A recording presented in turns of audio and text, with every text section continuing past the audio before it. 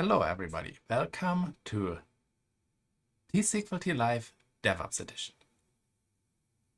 If you're looking to learn more about DevOps, Data Platform DevOps, or DevSecOps, you've come to the right place.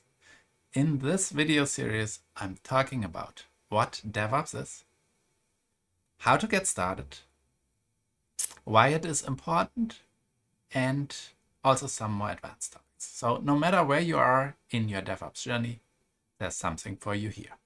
With that, let's dive right in. Today's topic is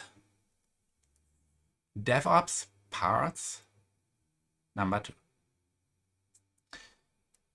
If you remember right, remember the 3 important parts of a DevOps implementation are people. We talked about that in the previous video. Processes, that's what we're going to cover today, and products. And that is according to the definition from Donovan Brown. And in the previous video, I messed up that name. Sorry about that. So, processes. What are the processes that are important to be a part of DevOps? What are the processes that we need to include to have a successful DevOps journey? Those processes are: develop locally, use source control, use some form of unit testing or TDD, use continuous integration, continuous deliverability, and also some form of observability. Let's run through those quickly each. Develop locally. Every developer should have their own environment. And what I'm not mentioning here, but really when you develop locally, you should develop in pairs. So every pair has their own environment, but because you're mixing up pairs, really, every developer needs to have their own local environment. And that might sound like a given to some of you, but to others, it is probably unheard of. Particularly if you think about database developers often develop in a shared environment instead of locally. But to make DevOps work really well, everybody needs to have access to their own environment so that they can make changes and try things out, run unit tests, and so on, without being interrupted and without interfering with other people, with what other people are doing. And that also includes that there needs to be a process to set up that local development environment. Again, it's probably trivial if you're talking about an object-oriented language, but not quite trivial if you're talking about database development. The next thing on this list of important items, and this list is not ordered in any particular order, is source control. The one version of truth needs to be somewhere. And we're talking about code that lives in the database, code that lives outside of the database, a code that controls how DevOps interacts with your code base, and so on. The tests, the production code, everything needs to live in source control. There are many advantages to source control. Talking about all of them is a topic of another video. But again, if you want to be successful in your DevOps journey, you really need to have source control. Unit testing. Unit testing is a form of testing small units of your code base while you are developing them. Either beforehand, using test-driven development, in which case you would write a test and just write a little bit of code to make that test pass, and then you write the next test. That is a method I prefer and I teach, but some people prefer to write the code first and then afterwards write the unit tests. to cover the code they just wrote. If you go that way, go in very small steps. Write a little bit of code, get it covered in unit testing with a unit test or a few unit tests, and then write a little more code. Don't spend a day writing code and then try to figure out how to get it covered by tests. And preferably start out writing the test up front.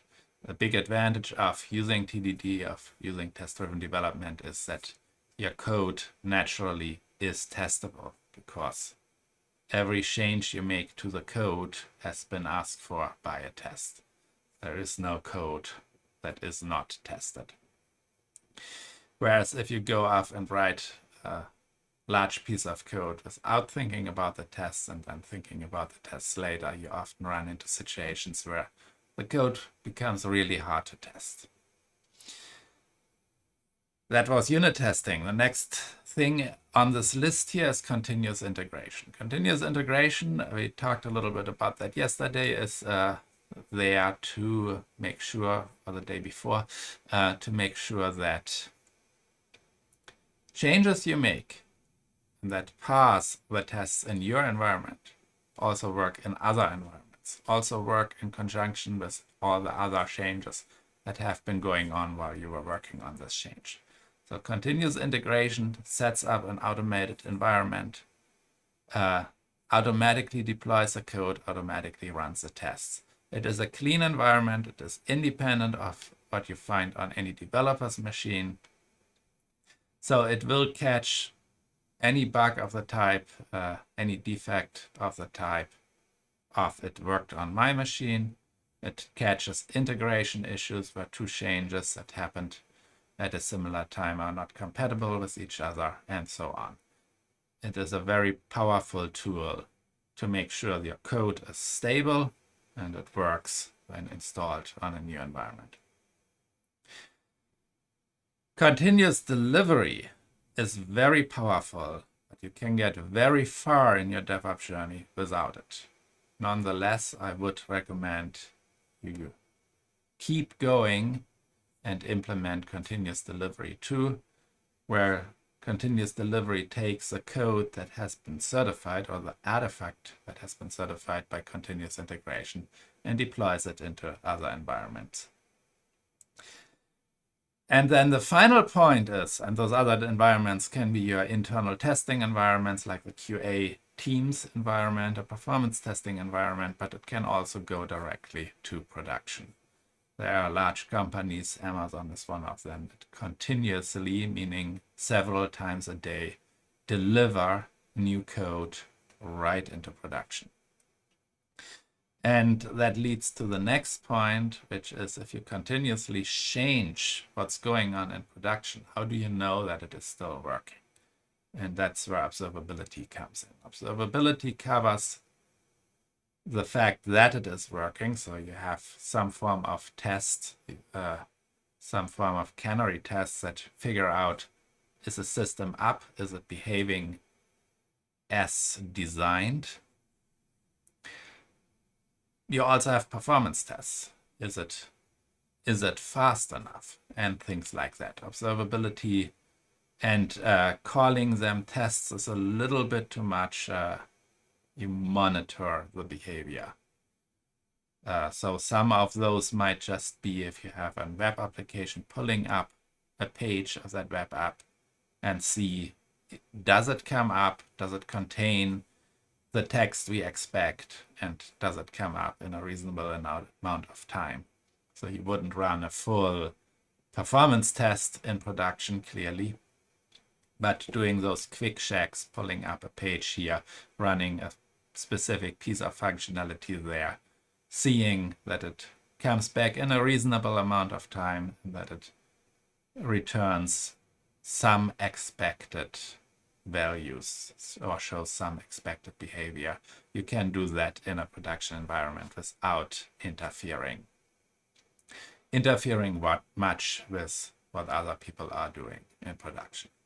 So that all falls under observability, and it goes down the layers too, not only the front end, but you look at, are your database servers behaving Are they, is the performance okay?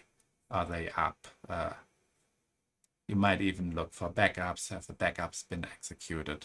Are the backups restorable? If you're working with SQL Server, has CheckDB been executed? All that falls under observability in a DevOps environment. There are a lot of things in there that in an old style environment people would execute manually, regularly, or they have individual scheduled jobs executing these functions.